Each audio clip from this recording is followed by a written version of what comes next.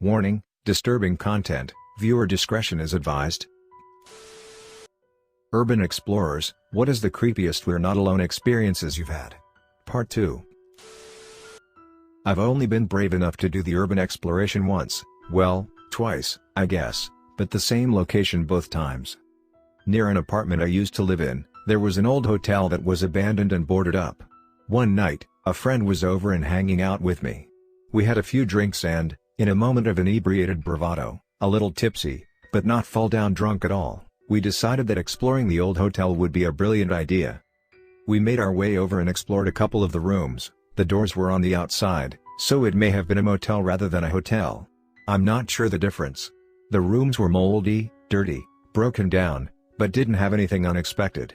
There was some graffiti on the walls, and some used condoms on the ground, in the rooms. Then, we went into the office/lobby area. As soon as we walked in, we froze. There, in the distance, in the darkened lobby, was a man staring at us. He didn't move, just stood there and stared us down. We bolted, quickly, and ran at a full sprint back to my apartment. Thankfully, the man, homeless, drug addict, we didn't know, didn't follow us. A few days later, my friend was back over during the day. We were talking about the experience with the hotel and, this time, spurred on by daylight, decided to look in the hotel lobby again. When we entered, the man was still there, standing in the same spot, staring us down, and made of cardboard. We had gotten freaked out by a cardboard cutout hawking the hotel's website and online bookings. Rural experience: a graveyard behind my high school in the middle of cornfields was a go-to driving around spot because we had nothing else to do as teenagers. Early on in the school year, a lady parked her car in the back of the cemetery and walked into the cornfield and shot herself in the head. The graveyard is super old, and on a gravel side road, so no one noticed for like a week. Kids who were running cross-country smelt something rancid and reported it. Once it was investigated, the truth came out: it was weird. She wasn't even from my area, she drove around 2 hours here and had no relation to anything around the area. No note was left. It was really bizarre. Anyways, we were driving around months later telling the story to some younger students. Really trying to freak them out, but when we turned the corner to pull in the graveyard, a random car was parked in the back of the yard. We slowly rolled upon it while all of us were losing our minds, only to see a topless woman sit up from the back seat, followed by a topless man. Awkward, but that was the tightest my butt had been clenched up to that point of life. When I was in high school, my girlfriend lives in Topanga Canyon, which is a pretty bizarre place filled with bizarre people. Well, one night I was leaving her house and I had to walk down the road to get to my car. Road in quotes because most of Topanga's houses are accessed by barely single-lane cracked tar roads with stumps and stuff coming up through them. It's like a 10-minute walk down the hill, and I get to my car and get in. It's pitch black. I sit there for a moment, and before I turn my car on, I hear a noise. Thinking it was an animal, I didn't move. How am I supposed to know if a bear or a mountain lion can break into a 1990 Volvo 240DL? I hear the noise past the car, but I don't see anything. Literally nothing. I freeze. After about 5 minutes, I decided that if it was something dangerous, it would have stopped, so I turn on the car. I switch on my headlights and drive the rest of the way down the hill. That's when I saw them. As I turned onto a wider road, I see 2 people with black cloths draped over their entire bodies, no shoes, walking slowly down the road in the direction I'm driving. The cloths must have been velvet or similar because they were pitch black even as my headlights passed across. I gunned in around them and turned onto the main road and watched in my rearview mirror as my taillights' red color faded on their forms. I then realized that if I had left my girlfriend's house about 30 seconds later, I would have literally walked into 2 people, wearing jet black, walking slowly in total darkness in the middle of the night in Topanga. Just got a shiver thinking about that. One summer, when I was a kid, it somehow got popular to explore the storm drainage system underneath our neighborhood. Yes, like the ones in it, but just pouring concrete. These were the round tunnels made from pre-made pieces. Getting into the pipes required crawling through a tight fit for 15 to 20 feet, but after that, you could stand. As you explore the system, you'd find areas that were big enough to drive a golf cart through, though it would have been impossible to get one there. Occasionally there would be odd structures, like grates that looked like prison bars that only covered half the pipe. Very rarely, there would be light coming in from a grate in the road above, but most of the time, we needed flashlights to see anything at all. Every single sound was nerve-wracking, because technically there shouldn't have been any sounds other than running water down there. Of course, we weren't the Goonies, so we didn't have a map or the sense to make one as we went along. Most of the local kids had gotten to know the system well enough to navigate through, and we figured out that if you got lost, you just always chose the turn that led to a bigger pipe, because the biggest one ran about a half-mile outside the neighborhood and emptied, in a 15-foot plunge, into a local pond and creek. Well, one day, my brother, who was essentially fearless, and some friends decided to go a different direction from the main junction to explore a tunnel none of us had ever ventured to. I admit it, I was too scared. I don't know why on that day I was creeped out, but I was. So two friends and I stayed in the junction while my brother and his two friends went exploring. After they were gone for 10 or 15 minutes, we heard terrified shouting and running footsteps echoing down the tunnels, coming toward us. My friends ran. I wanted to run, but that was my brother down there. Finally, through the dark tunnel, I heard one of my brother's friends shout, "Go!" We all ran the big tunnel, because instinctively we knew that whatever was down there would catch us if we had to shimmy back through the small pipes to get out the way we came in. So we ran, hard, flashlight beams bouncing off the walls, until we finally started seeing the light from where the tunnel emptied into the pond. One by one, we all reached the drop and just kept running into thin air, falling into the pond below. I was terrified of heights, and I didn't even know how to swim, but that didn't stop me. As I was making my way to land, my brother and his friends came shooting out of the pipe and into the pond. For a moment, I thought they had been playing a prank on us. But no, my brother immediately insisted that we all go home. He wouldn't even tell me what happened on the entire, dripping wet, almost a mile walk. The whole group went to my house, and my brother, knowing we would all get in trouble, told my mother where we were and what we had been doing. He also told her that when he and his friends reached the next junction in the tunnel, they were exploring, they came across a spot where the light was trickling in from above. There was a pile of trash and debris built up around one of those half-pipe prison bar grates. And laying within that pile of trash, they saw a man, who upon hearing them, raised his head, reached out towards them, and started crawling out of the trash in their direction. So they ran. My mother called the police. They asked my brother to guide them to the location in the pipes where this happened. They found exactly what he described, but the man was gone. Within minutes there were at least a dozen police cars around our neighborhood with people and dogs searching the drainage system. They wouldn't tell us any details, but we do know that they never found the man. The dogs followed his scent to the end of the pipe at the pond, but they never picked up the scent anywhere on the ground around the pond or creek. As far as I know, none of us ever went into the storm drains again. TLDR, got attacked by a homeless guy with a harpoon. Finally one where I can share the maddest thing that has happened to me.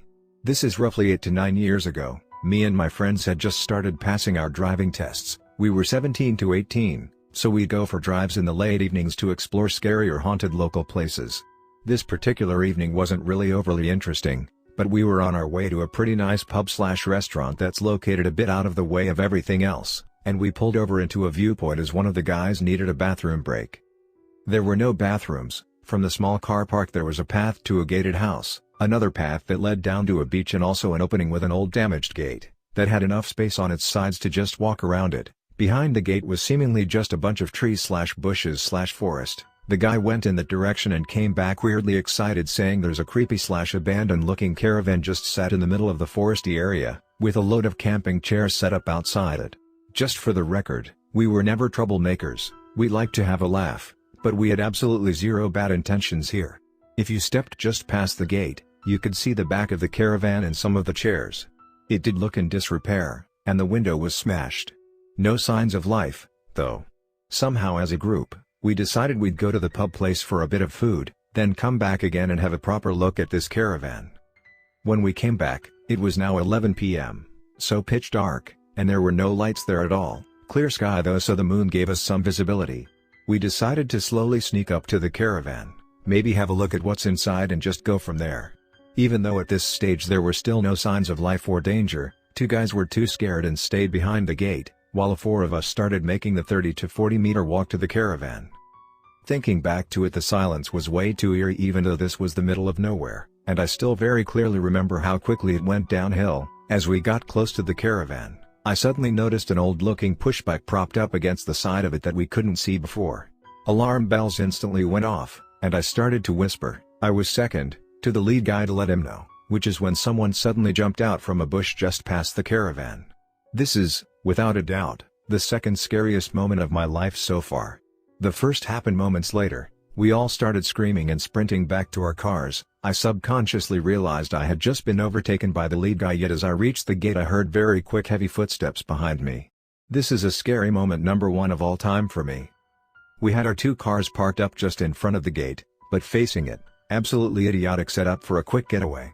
I managed to somehow grab my keys and jump into mine amidst absolute chaos. Everyone seemed to be running about screaming, and my heart was pounding.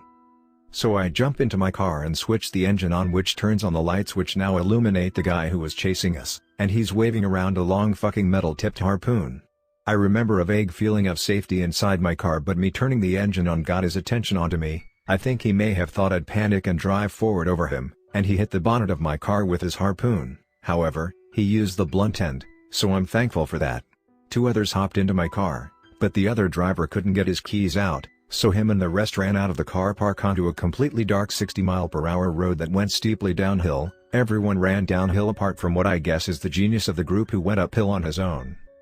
I somehow had enough nerves to reverse back whilst being careful not to hit anyone, then drive out the car park. Guy was stood there waving his harpoon still and shouting. I couldn't make out what he was saying amidst the chaos, but thankfully didn't chase me. We managed to rendezvous some distance down the road. The guys who ran downhill covered really impressive distance in a short amount of time, all apart from the uphill guy who we couldn't see and couldn't get through to on the phone, so that was concerning. Someone suggested calling the police. I thought, sure, let's tell them 6 of us sneaked up to someone in some woods in the middle of the night and he chased us away. That'll make us sound great. The next step was to retrieve the other cars. The guy finally got his keys out. To be honest, we had expected Harpoon Dude to have smashed it up a bit, but he never even touched it. However, he was still stood there, now just behind the gate. Driver 2 started trying to reason with him, but the guy started yelling something about throwing rocks at his caravan and smashing the window.